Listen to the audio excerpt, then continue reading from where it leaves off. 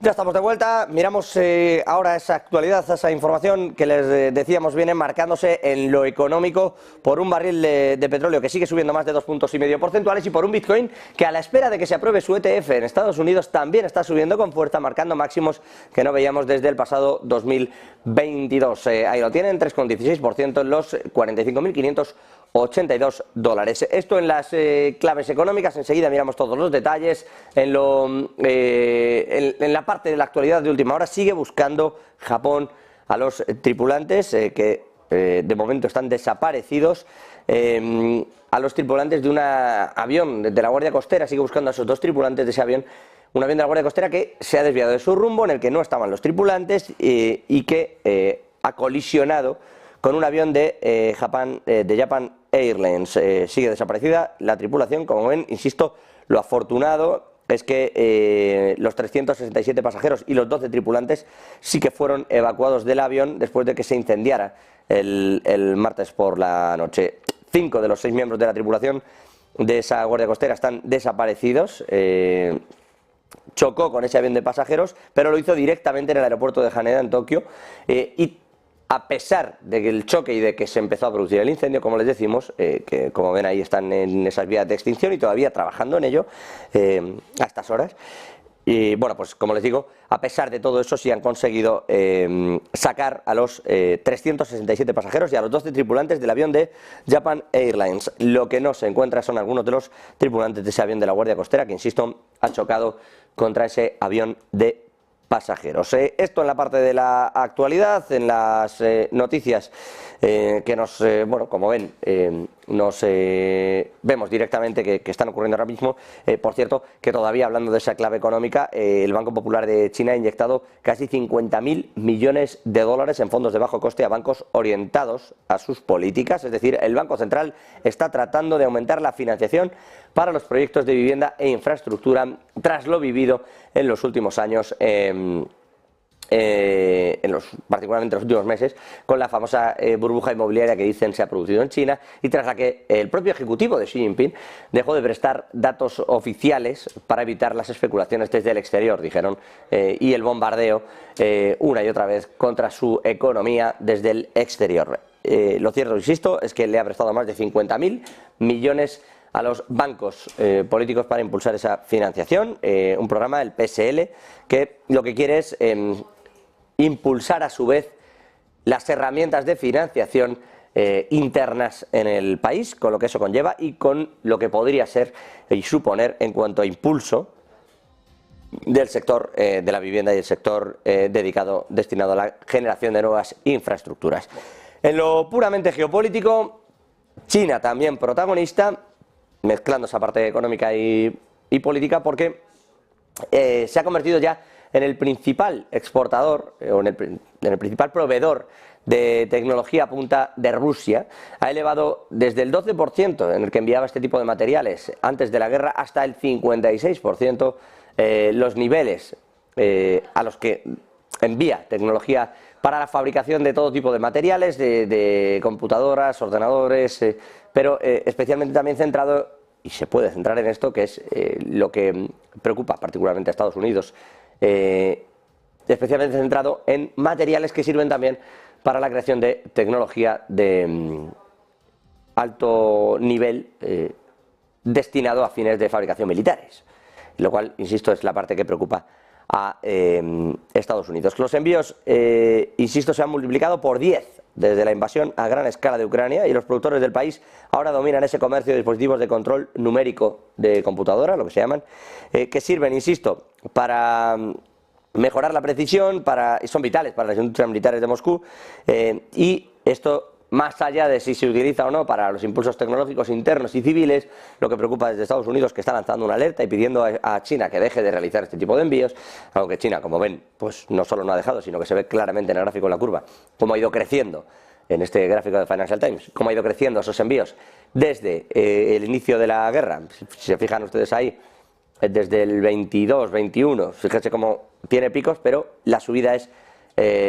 pues prácticamente sin paliativos hasta julio de 2023. Y la propia China, la contestación que ha dado es que de momento los datos seguirán creciendo o han seguido creciendo hasta final de año. Vamos a ver si también ocurre en este 2024. Pero claro, en esta guerra tecnológica, en esta suerte de lucha por dominar ese espectro de la nueva tecnología, Estados Unidos también se posiciona desde el otro lado. Y ya han reconocido algunos de los trabajadores de ASML Holdings, de la empresa de Países Bajos dedicada a la fabricación de maquinaria para la elaboración de chips de alta tecnología. Bueno, pues ya han reconocido estos trabajadores que las presiones desde funcionarios de Estados Unidos, lo hacen en distintas agencias, lo cita también la agencia Bloomberg, las presiones desde Estados Unidos para que Países Bajos y en concreto ASML Holdings dejaran de enviar este tipo de máquinas para fabricar chips de alta tecnología, se dio incluso como un paso previo a la prohibición expresa desde Países Bajos. Es decir, ASML Holding canceló los envíos de algunas de sus máquinas a China semanas antes de que entrara en vigor esa prohibición de exportación de equipos de fabricación de chips de alta gama. El fabricante holandés tenía ya licencias para enviar 3 máquinas, en concreto, de lo que se llama litografía ultravioleta profunda, a empresas chinas, hasta que hubiera estado enviando esto hasta enero, y sin embargo las nuevas restricciones, que es cuando han entrado en vigor, o sea, hasta ahora no han entrado en vigor las restricciones de Holanda, y sin embargo, antes de que esas nuevas restricciones llegaran, como les digo, ASML Holdings ya había dejado de enviar, por petición de la administración Biden, este tipo de maquinaria a China. Es decir, que ASML Holding confirma que el gobierno holandés, bueno, pues lo que ha hecho es llegar a posteriori de una serie de acuerdos que las propias compañías de Países Bajos ya tenían para con Estados Unidos, de cara a intentar frenar de alguna manera el crecimiento de la industria de chips en China, que había dado un salto cualitativo, en particular con el nuevo chip lanzado por Huawei. Esto en la parte de tensiones económicas. En lo puramente militar, hoy hemos vuelto a ver nuevos bombardeos en Ucrania. De hecho, a lo largo de esta madrugada y como respuesta al famoso ataque en Belgorod, donde fallecieron diversos civiles, una veintena de civiles rusos, dijo Vladimir Putin que esto iba evidentemente a conllevar una respuesta y se ha dado en la madrugada de hoy. Rusia ha disparado más de 100 misiles y ha enviado más de 20 drones a la capital ucraniana, a Kiev, donde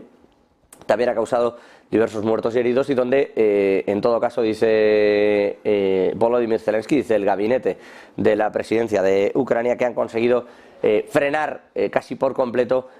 un ataque que consideraban era de extrema gravedad. Hay que recordar también que se produjo un impacto con uno de los misiles en la región de Voronezh. Ha reconocido ya hoy Rusia que ese ataque ese misil no pertenecía a Ucrania, sino que efectivamente era uno de los misiles que no causó víctimas mortales, aunque dañó gravemente varias viviendas, pero desde el Ministerio de Defensa ruso han reconocido que efectivamente se trataba de un fallo en uno de sus misiles y que no era un ataque, como sí lo fue el de Belgorod. Por cierto, que en aras de todo lo que aquí se está produciendo, hoy Noruega acaba de autorizar la compra directa de Ucrania, o la venta directa de armas a Ucrania, la compra de Ucrania de armamento directo a las empresas de defensa noruegas. Le servirá evidentemente también para impulsar la industria militar, pero lo que busca el gobierno noruego a partir de hoy con ese permiso de venta directa de armas y otro material bélico a Ucrania es, dicen, planificar la posibilidad de que la guerra, de que la agresión a Ucrania, ha dicho el ejecutivo noruego, se prolongue. El gobierno decide permitir la venta directa de armas y productos relacionados con esa defensa de industria de defensa noruega a Ucrania. El ministro de Asuntos Exteriores ha dicho que para Noruega es importante que las autoridades ucranianas tengan la oportunidad de comprar las armas y los productos relacionados con la defensa que necesitan. Todo esto en Ucrania, donde, insisto, ya tras el último viaje de Volodymyr Zelensky a Oslo, había logrado diversos apoyos de Noruega, de Finlandia, de Suecia, en particular en esa cumbre que tuvo con los países nórdicos, y hoy, bueno, pues Noruega da un paso más, permitiendo no solo enviando ayuda, sino permitiendo también que sus industrias vendan material bélico, algo que no se suele hacer hasta que no hay una declaración oficial de guerra y se está en uno de los bandos, o